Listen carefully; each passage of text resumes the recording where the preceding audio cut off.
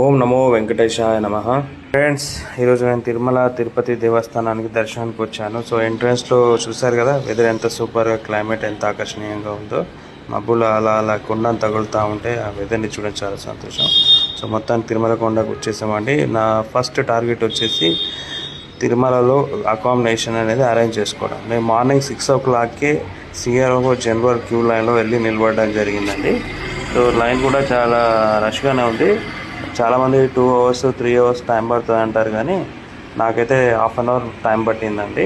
So Q లైన్లో ఉన్న conditions అన్నీ చదువుకుంటూ హ్యాపీగా అలా అలా వెళ్ళి సిఆర్ఓ జనరల్ క్యూ లైన్లోకి వెళ్ళిపోయాము.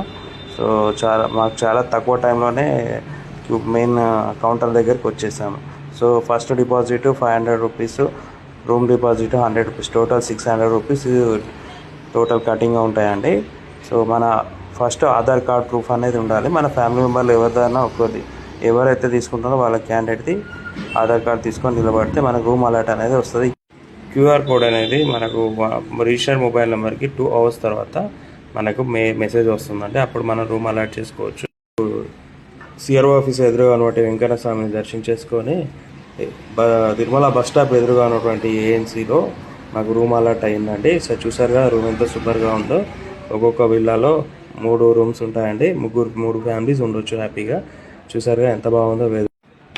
సో మొత్తానికి అయితే మా అకామిడేషన్ లొకేషన్కి వచ్చేసామండి. సో ఏఎన్సీ అనేది నాకు చాలా బాగా నచ్చేసిందండి. సో మా నెక్స్ట్ దర్శనానికి వెళ్ళిపోవడమే. ఓం నమో వెంకటేశాయ నమః.